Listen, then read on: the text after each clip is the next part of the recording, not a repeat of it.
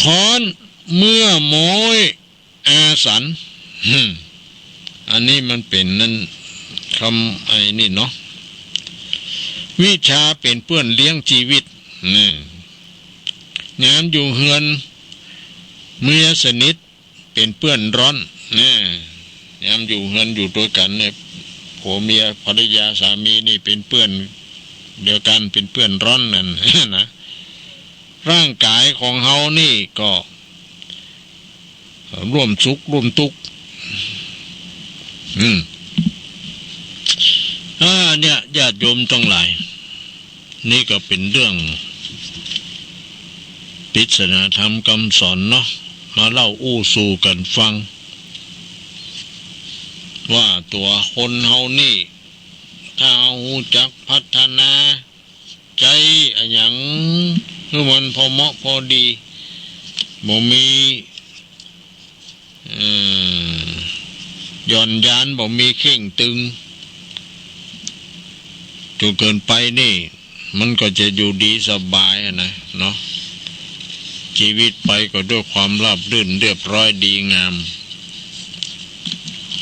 เอามาอยู่ด้วยกันมีอย่างก็ช่วยเหลือกันนี่เนาะฮักแปลงกันเนี่ยนะจะไปจังกันขะเช่น มีความปรารถนาดีต่อกันอย่าไปปรารถนาร้ายต่อกัน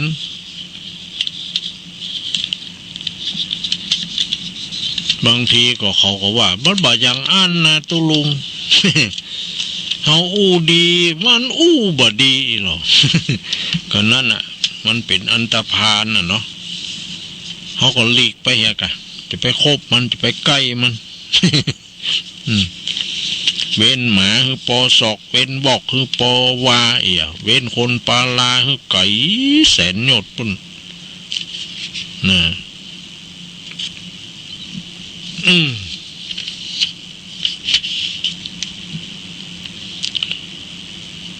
อันนี้ก็เป็นธรรมะมาอูจาคือศรัทธาญาติโยมทั้งหลายได้คลายเครียดนะคลายเครียด อย่าไปเครียดนะโยมยิ้มแย้มแจ่มใสทำใจดีเข้าไว้อย่าไปเศร้าอย่าไปหม่นอย่าไปหมองเดี๋ยวอายุมันจะบ่ยืน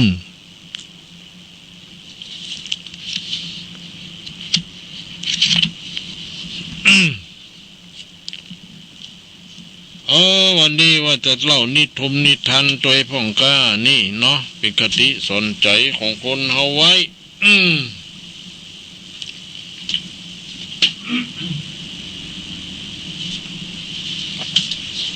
แล้วก็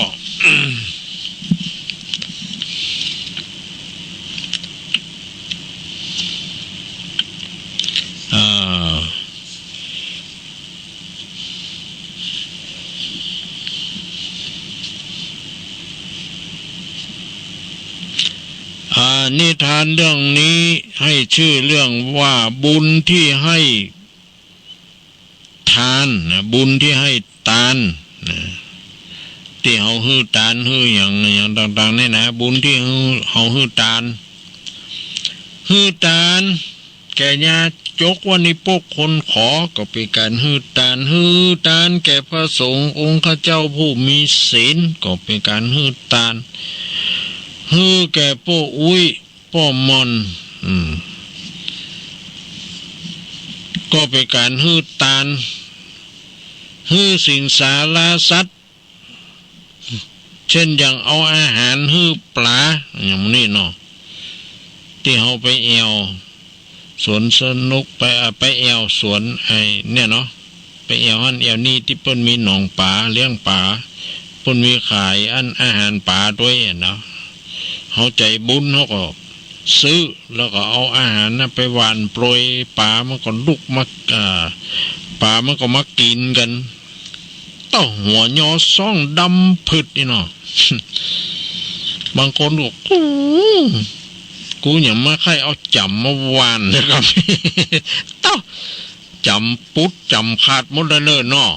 มันนักมันหลายเด้ปะเต้า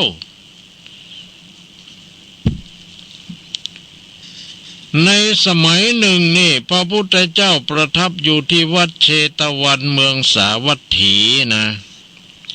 แล้วก็ทรงปรารภพ่อกาเจ้าเมืองสาวัตถีคนหนึ่งก็ได้ตรัสนิทานมาสาธกว่ากาลครั้งหนึ่งเนี่ยนานมาแล้วแหละพระโพธิสัตว์นี่ก็เกิดเป็นลูกชายของพ่อกาตระกูลหนึ่งในเมืองพาราณสีมีน้องชายอยู่คนหนึ่งนี่เมื่อบิดาเสียชีวิตแล้ว2 พี่น้องก็ได้มาปรึกษาหารือกันเรื่องบริหารกิจการค้าขายเพราะว่าพ่อตายไปแล้วไอ้น้องเหลือเฮา2 คนพี่น้องเฮาจะมาอู้กันปรึกษาหารือกันเฮาจะมาค้ามาขายอย่างไรนะก็ได้ตกลงกันเดินทางไปสะสางบัญชีการค้าที่หมู่บ้านแห่งหนึ่งได้เงิน1,000แล้วก็เดินทางกลับมานั่งกินข้าวห่อรอเรือข้ามฟากที่ฝั่งแม่น้ำคงคาหมายก็ว่าจากบ้านจากจองไปคงจะข้ามแม่น้ำคงคาไปเนาะไปทำบัญชีอย่างในหมู่บ้านแห่งหนึ่งนี่นะในการค้าการขายหรือว่าการค้าการขายเนี่ยก็ไปขายอย่างหมูนะได้เงินมา1,000นี่นะแล้วก็จะเดินตังกับ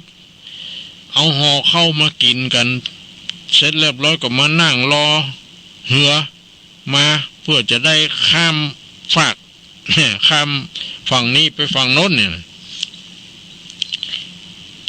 หลังจากกินข้าวเสร็จแล้วร้อยแล้วพระโพธิสัตว์ก็ได้ฮื้ออาหารที่เหลือจากกินนั้นฮื้อแก่ปลาในแม่น้ำนั่นนี่ในแม่น้ำนั้นคงจะมีปลาเนาะในเมื่อเอาอาหารเศษอาหารที่กินเหลือฮื้อตานแก่ปลาในน้ำน่ะแล้วก็มาอธิษฐานว่าขออุทิศส่วนบุญกุศลเนี่ยไปให้แก่สรรพสัตว์ทั้งหลายนี่หรอรวมถึงเทวดาที่แม่น้ำนี้ตัวเทวดาก็พออนุโมทนาเนี่ยมารับส่วนบุญส่วนกุศลนั่นก็เป็นผู้บริบุญเนี่ยด้วยลาภยศอันเป็นทิพย์ไอ้หรอเมื่อฮื้ออาหารแก่ป่าหมดแล้วเขาก็ลาดผ้าบนสายหาดนั้นล้มตัวลงนอนหลับไปหรอหมายความว่าเอาอาหารเสร็จที่กินเหลือฮื้อแก่ป่าแล้วก็สัจจะอธิษฐานป่าแล้วก็นอนเล่นที่หิมฝั่งนั้นแล้วก็หลับไปว่ะอันนี้ปีใจมันนะส่วนน้องชายของมันมีนิสัยเป็นหัวขโมยมาตั้งแต่เด็กแต่เล็กนี่ก็คือเป็นคนขี้ลักขี้เม็ดขี้จกเผลอบ่ได้ เม็ด เนาะนั่งคิดวางแผนนี่เพื่อจะฉกเอาทรัพย์สมบัติเงินทองที่ห่อก้อนหินขึ้นมาห่อ1ขนาดเท่ากับถุงห่อเงินนั่นเพราะว่าขายของขายอย่างแล้วก็เอาเงินห่อเนาะห่อไว้กันเนาะถ้าอย่างนั้นเมื่อเหือข้ามฟากมาถึงแล้วเขาก็ปลุกเขาก็ห้องปี้ใจอ้ายมันแล้วฮื้อถือถุง2 ถุงขึ้นเหือไปก่อนเมื่อเหือไปถึงกลางแม่น้ำเขาก็ทำมือเหือนั่นคงเคร่งเนี่ยนะแบบว่าจะล่มแลบ่ล่มแลเนาะทำเหือให้มันคงเคร่งไปมาทำทีเป็นเหือเนี่ยเสียหักนะโยนมันก็เลยโยนถุง1นะโยนถุงเงินนี่นะ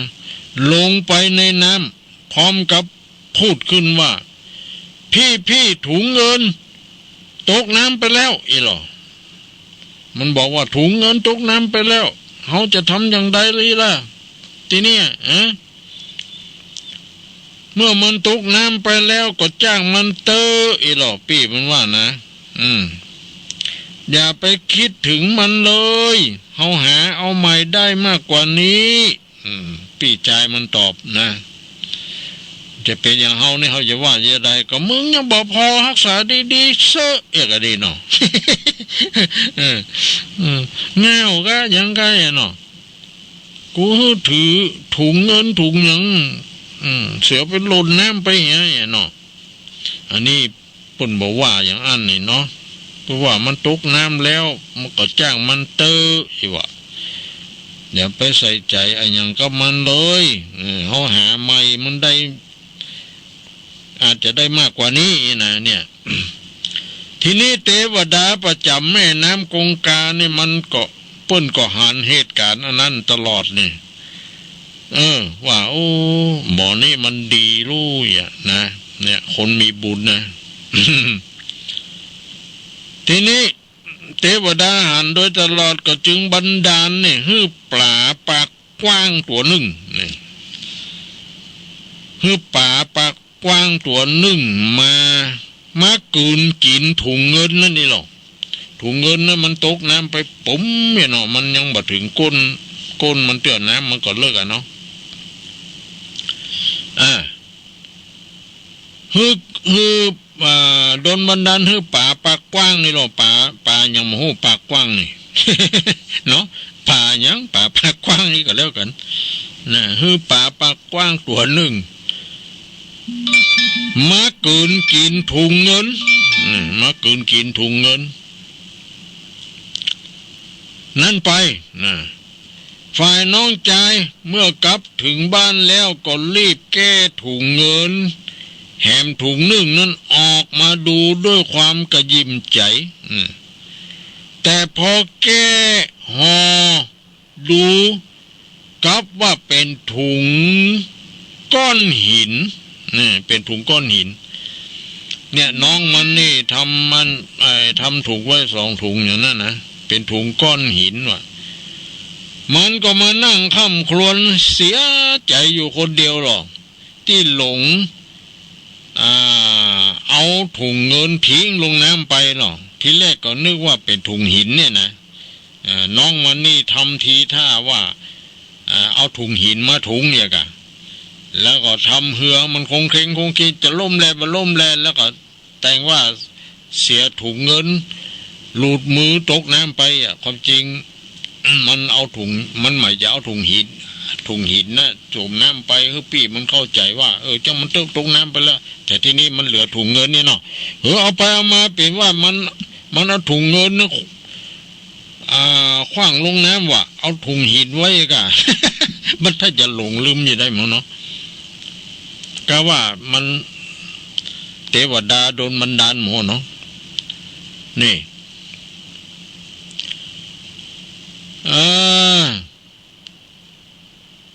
พอมันแก้ห่อถุงเงินนั้นออกกลับเป็นก้อนหินว่ะจึงได้แต่นั่งคร่ำครวญเสียใจอยู่คนเดียวที่ไปหลงทิ้งเอาถุงห่อเงินจ้วงลงน้ำไปนะฝ่ายพี่ชายมันก็กลับไปบ้านของตนโดยบ่คิดอะไรอย่างนี่เนาะโดยบ่คิดอะไรอย่างหลายวันต่อมาพวกชาวประมงนี่นะพวกชาวประมงก็คือพวกหาปลาเนี่ยเนาะไปหาปลาในแม่น้ำนั้นไปจับได้ปลาปากกว้างตัวที่กืนถุงเงินนั้นลงไปนั่นนะนี่หมู่พวกประมงเนี่ยไปจับใส่ปลาปากกว้าง ที่มันกืนถุงเงินนั้นไปเนี่ยทีนี้มันก็จึงเที่ยวเดินขายปลามันได้ปลานั้นมาแล้วเนาะมันก็บอกว่าในท้องปลานั้นมันมีถุงเงินเนี่ยนะมันอยู่ว่าไผใครได้ปลาสดพ่องจ้าหรอตัวนี้ขายแป้งว่าตัวละ1,700 บาท ใครสนใจพ่องครับนะก็เอาไปประกาศขายป่า มันก็มาหามันก็บอกว่าในต้องป่ามีถุงเงินนะเจ้าบ้านก็ปากันมาหัวเลาะเยาะเขาว่าป่าอันยังจะมาแปลงขนาดนั้นนี่หรอบ่มีไผหรอกที่จะไปซื้อนะพวกเขาก็เดินขายไปบ่มีไปเอาที่นี่ก็เดินไปขายไปประกาศไปเนี่ยจนไปถึงประตูร้านบ้านของพระโพธิสัตว์อีหรอนะไปถึงประตูบ้านหลังหนึ่งก็ได้ร้องขายปลาอยู่หน้าบ้านหน้าร้านนั้นนะทีนี้พระโพธิสัตว์ก็เดินออกมาดูปลานี่เดินออกมาดูปลา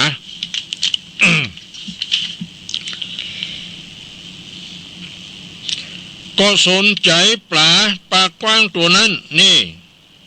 ก็จึงถามราคานะว่า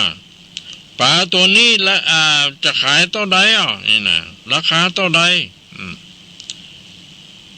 ไอ้คนขายปลามันก็ว่าผมจะขาย28 บาทต่ออันละครับอีหลอ ที่แรกจะขาย1,700มีไปเอาเลยแห้งจะขาย28 บาท ผมขาย28 บาทต่ออันนี่หรอโอ้28 บาทสมัยไอ้แป้งของมูลเนาะชาวประมงจะขายตอนนะ ทีเขาก็จึงซื้อปลาตัวนั้นนี่พระโพธิสัตว์นี่นะก็ซื้อปลาตัวนั้นไป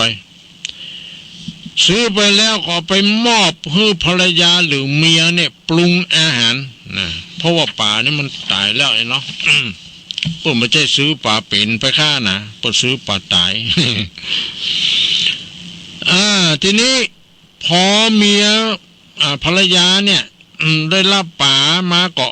จะเอามาแกงมาอย่างก็เอามีดไปผ่าท้องปลาตัวนั้นน่ะโอ้ไปปบใส่ถุงเงินกว่าในท้องปลานะก็จึงมอบถุงเงินนั่น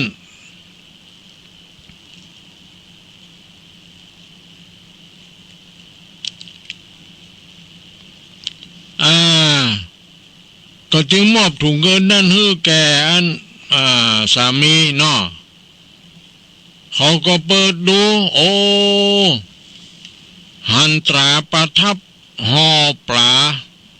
ของตนเองนะหมายความว่าพวก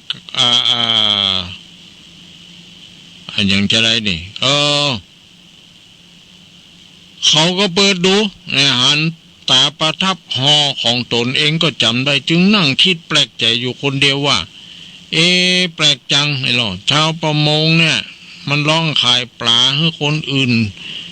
1,700 บาทแต่ขายให้เฮาเพียง28 บาทเนี่ยเฮาได้เงินคืนมาเพราะอันอย่างน้อยหรอเงิน28 บาทขณะนั้นเทวดาก็ได้ปรากฏร่างยืนอยู่ในอากาศนี่แล้วก็พูดว่าเราเป็นเทวดาประจำแม่น้ำคงคานี้ท่านให้อาหารปลาวันนั้นแก่เราแล้วก็อุทิศส่วนบุญกุศลให้แก่เราจึงขอมอบทรัพย์ให้แก่ท่านคืนที่เป็นเส้นนี้ก็เพราะว่าแผนการของน้องชายท่านเองชื่อว่าความเจริญย่อมไม่เกิดแก่คนผู้มีจิตคิดร้ายผู้อื่นเป็นอย่างนั้นไปกะเนาะ เทวดาแล้วก็ได้กล่าวคาถาว่าผู้ใดทำชั่วเนาะส่อล่อลวงเอาทรัพย์สมบัติผู้ใดทำชั่วล่อลวงเอาทรัพย์สมบัติ ของพี่น้องและของพ่อแม่ผู้นั้นจัดว่าเป็นผู้มีจิตใจชั่วร้ายย่อมมีความเจริญแม้แต่เทวดาก็บ่นับถือเขาอันนี้เก่าจบลงไปแล้วก็เทวดาก็หายไปนี่วับแบบหายซับ นี่ทานเรื่องนี้ก็สอนให้รู้ว่าผลบุญกุศลช่วยให้ผู้มีจิตบ่ประทุษร้ายได้รับของคืนนี่หรอกแม้เทวดาก็สรรเสริญยกย่องนี่นะอันนี้ท่านทั้งหลายบางทีนี่เขาเสียของอย่างหายหลงลืมไว้ที่ไหนอย่างใดเนาะมีคนเก็บได้เพื่อเอามาคืนให้เขาถือว่าเป็นบุญกุศลนะของเขาอาจจะได้ฮือตาลอาหารปลาหรือฮืออันอย่างต่างๆนะบุญกุศลนั่นก็โดนบันดาล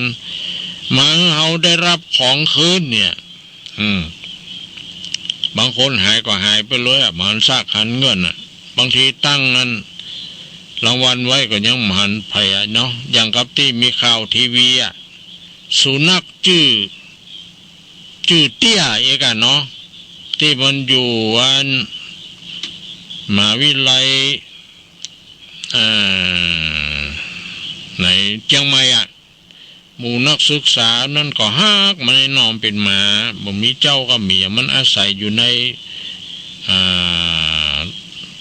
มหาวิทยาลัยนั่นน่ะเวลานักศึกษาเปิ้นจัดกิจกรรมอย่างเดินขึ้นดอยสุเทพมาตัวนี้มันก็เดินตัวเขาก็ฮักมันนี่เนาะทีนี้อยู่มาเนี่ยมันหายกับเดี๋ยวมันหายเขาบอกว่ามันเบ้ามันจะเป็นตายร้ายดีอย่างใดนี่เนาะก็เลยประกาศหาฮื้อรางวัลด้วยเนาะถ้าไผพบหมาชื่อเตี้ยตัวนี้นะที่ไหนอย่างใดก็ดีนำมาส่งมาคืนที่มหาวิทยาลัยเนี่ย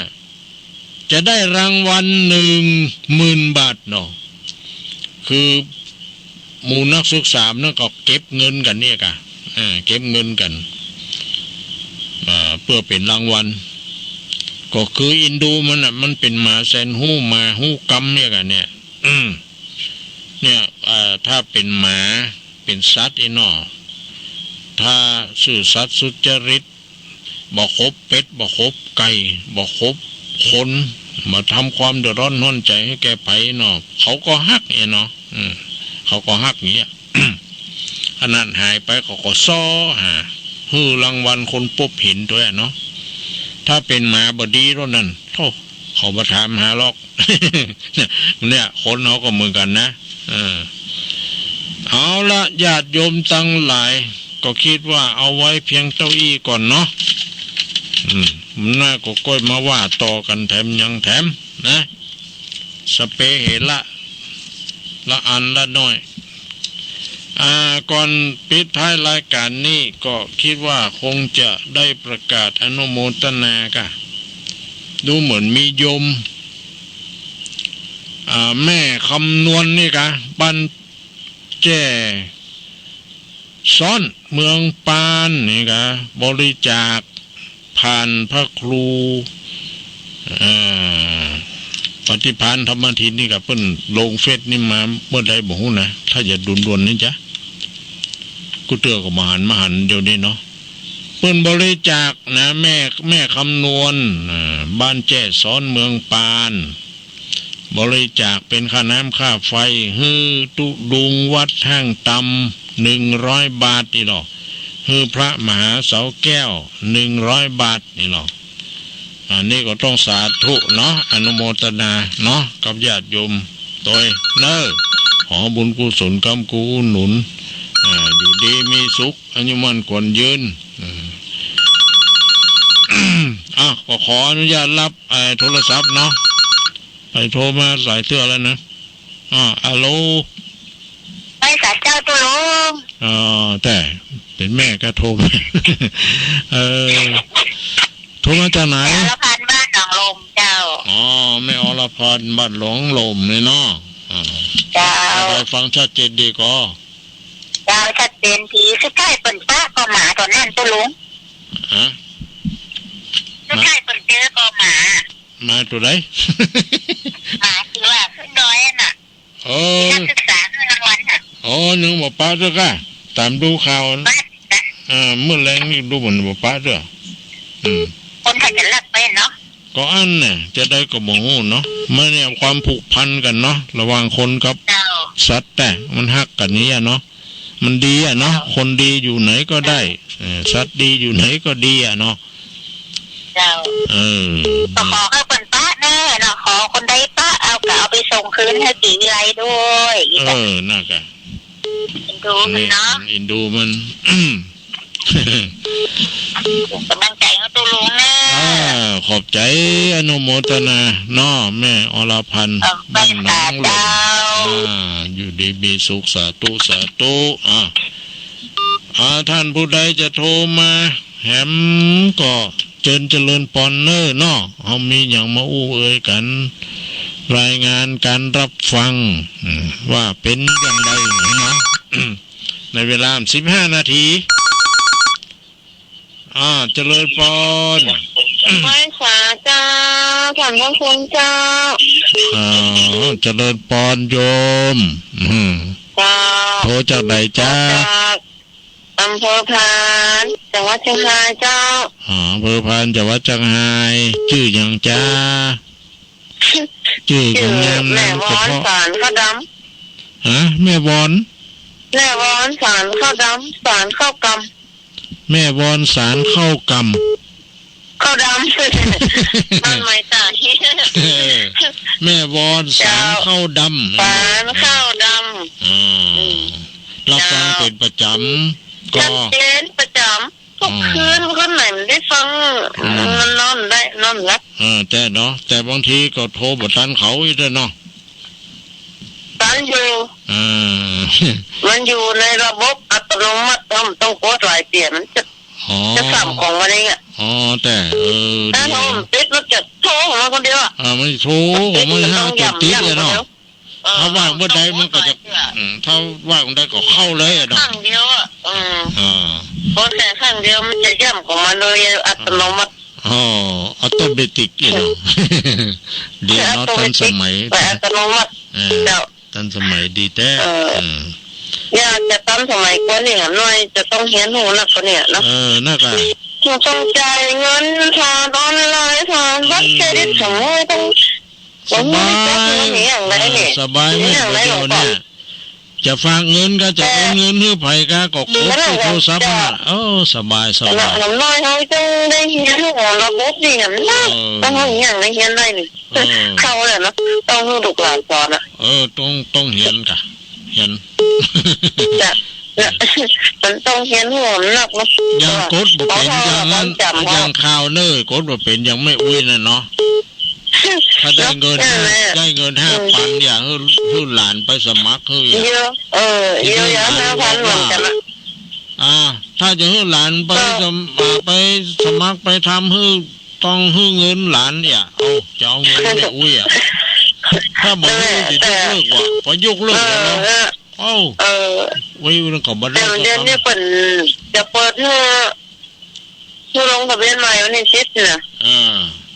ก็ได้10เดือนเนี่ยของแม่ก็ได้ละ 5,000 น่ะเยียวยา 5,000 ก็ดีถ้าไผบ่ได้อย่างใดบ่ฮู้เรื่องฮู้ราวก็ให้ลูกหลานน่ะเนาะเป็นนะวันลูกวันหลานแต่เฮาก็ต้องอย่างน้อยต้องได้เรียนหูไปนักกว่านี้นะยังดีก็เฮายังได้ตันใจเทคโนโลยีเนาะเข้าขนาดนี้นะอินโดมูที่ตายก่อนจะประกาศสันใจแล้วแบบแต่เขาอยู่ตั้งบ้านเขาจังไรวันเนี้ยจังไรเขาดีกว่าคนที่อยู่กรุงเทพเยอะนะเนาะต้องบอกอะไรอากาศคนหาเจ้ากินข้าวน่ะมันลำบากกว่าเขาเยอะดีดูนะแต่น้ำให้น้ำหนองน้ำหอมจ่อว่าคนจะฆ่าตัวตายลำบากจะไปฆ่าตัวตายอย่างแม่มุ่งบ่ตายกันใบไม้คนกรุงเทพแบบมันคนแต่มันคิดตอนอย่างนั้นอ่ะมันบ่มีธรรมะนะกะเขามันสิ้นคิดเนาะสิ้นคิดแค่ว่าคนสิ้นคิดมากกว่าอย่างเงี้ยนั่นน่ะกะฆ่า ายมันเบาจริงกว่าฆ่าคนอื่นกันนะเชื่อบอกเอาไปเนาะมันแจ้งได้มันสิ้นคิดเกิดไปนั่นแหละปัญหานี้ปัญหาก็ต้องมีทางออกเนาะมีทางแก้ไขอ่ะปัญหามีไว้แก้ไม่ใช่มีไว้กุ้มอ่ะเดี๋ยวคิดเส้นเอาตัวหลอดยอดดีอย่างนี้ได้เนาะคนต้องหลังลำบากอ่ะนั่นก็ตายไปคนต้องหลังลำบากนะสองต่อคิดว่าก็ใช่ใช่ลูกเต้าหลานเลนเขาลำบากนะพ่อแม่เขาก็ลำบากถ้าพ่อแม่เขายังมีชีวิตอยู่แต่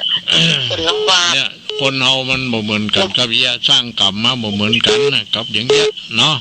แต่ถ้าเขาปล่อยวางได้มันจะมีความสุขนะอ๋อดีกันความสุขนี่มันเงินซื้อมได้มันกินชื่อได้ขอการไว้สารนะเจ้าอู้ไปนอนเดี๋ยวคนอื่นเขาจะรำคาญเนาะได้ขอการไว้สารเลยก่อนเนอะโยมโนเจ้าจะมีเบอร์ไหนเข้ามาอีกเนาะยังเวลาแห่ง10 นาทีเนาะ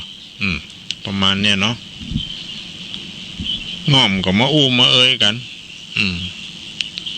ฟังไปแล้วเป็นจะได้พ่องนี่กะสเปเหละ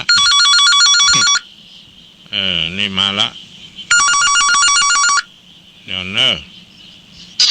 นี่ละเจริญปอน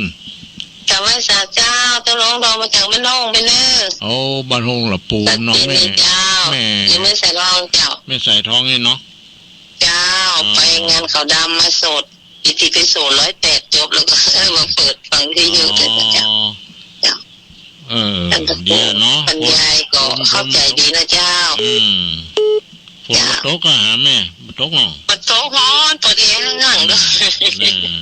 ฮ้อนแล้วฮ้อนเลยแต่ฮ้อนว่าเมื่อวานนะเจ้ายังไงตกว่ะก็มีอยู่น้อยๆนี่ฮ้องกันเรื่องฮ้องแล้วมันตกจะฮ้อนนี่ชอบจ้าเจ้าแต่น้อยใจต้องลงอนุโมทนาเนอะสาธุเนาะจากบ้านห้องปูน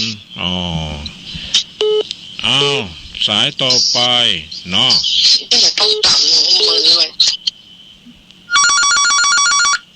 มานี่ละบ่เจริญปอนไหว้สาเจ้าเจริญปอนโยมโทรมาจากไหนฮะพอมาจากดอยหล่อสันติสุขดอยหล่อเจ้าโอ้สันติสุขดอยหล่อพวกน้องพวกก็ฟังกันหลายกันนักอยู่เนาะเจ้าฟังกันหลายเจ้า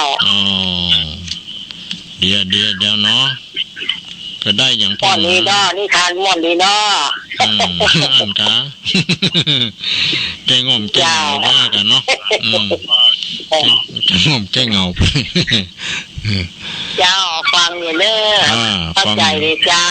ไหว้ศาลเจ้าเจริญปอนเด้อดีมีสุขเนาะอันนี้ก็ตู้ตึกดอยหล่อบนรถเนี่ยอำเภอดอยหล่อไอ้เนาะมีไหนทำหาที่จะโทรมามีอยู่กอไอ้เนาะอันยังที่ไหน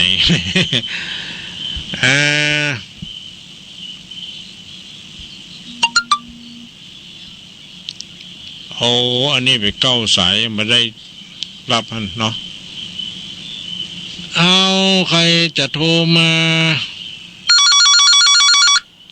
มาแล้วบเจริญปอนจากไปสาเจ้าตู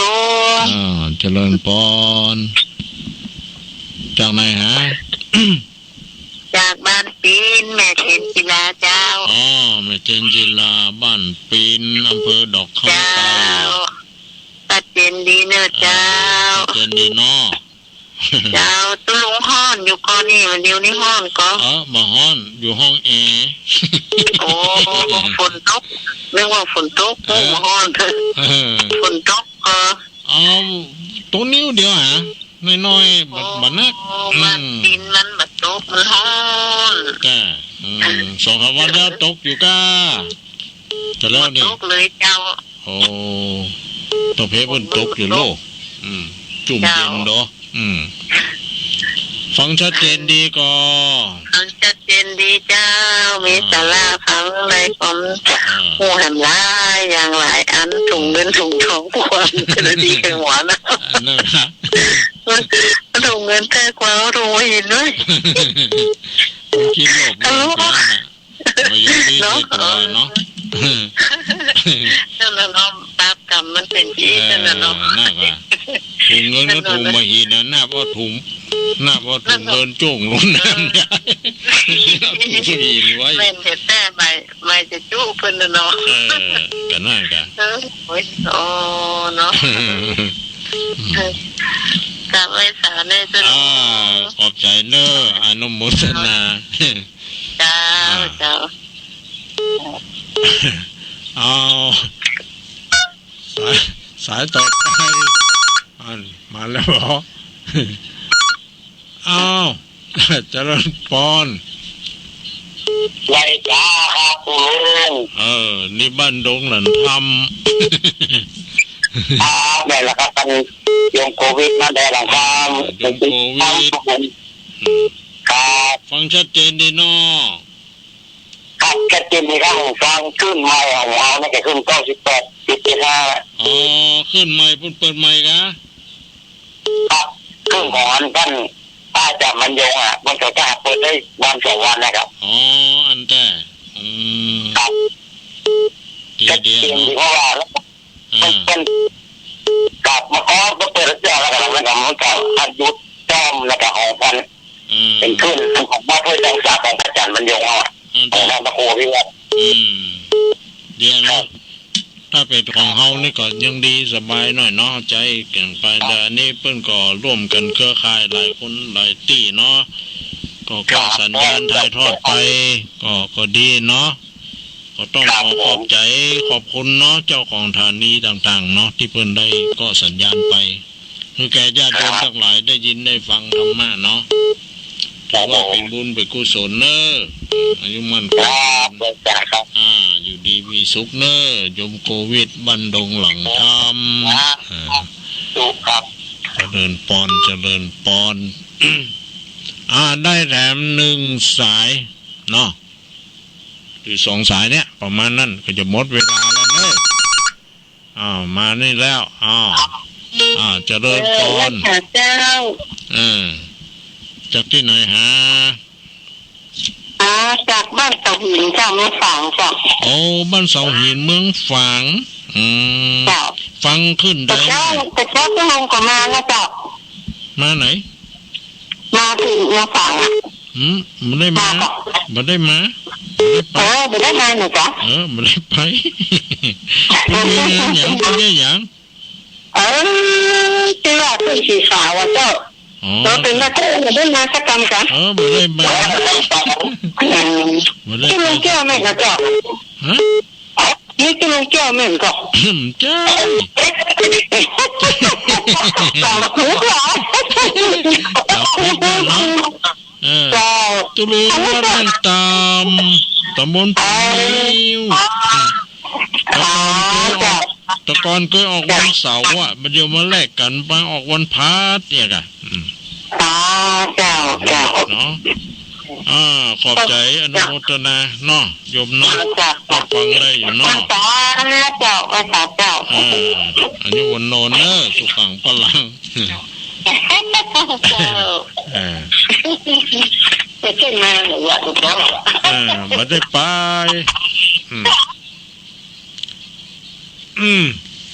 เอาละญาติโยมทั้งหลายก็คงถึงเวลาที่จะต้องเลิกลาอำลากันไปก่อนเขาก้อยพบปะกันในวันพัดแน่เนาะขอให้ญาติโยมทุกคนทุกท่านที่ได้รับฟังรายการปฏิบัติธรรมวันพัดเนาะจากอาตมาภาพตุลุงวัดห้างตำได้มาจัดรายการในคืนวันนี้ก็เป็นที่ม่วนอกม่วนใจญาติโยมทั้งหลายได้ฟังกันมากกันหลาย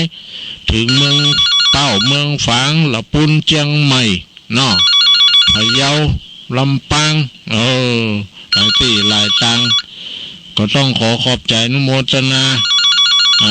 เจ้าของฐานีต่างๆเนาะที่ถ่ายทอดสัญญาณอย่างกันไปให้ญาติโยมทั้งหลายได้ฟังกันก็ขอให้ทุกคนทุกท่านนั้นอยู่ดีมีสุขเนออันนี้มันควรยืนปราศจากทุกโศกโรคภัยไข้เจ็บนานาประการให้มีความสุขความสำราญเบิกบานใจมีโชคลาภวาสนาบารมีมี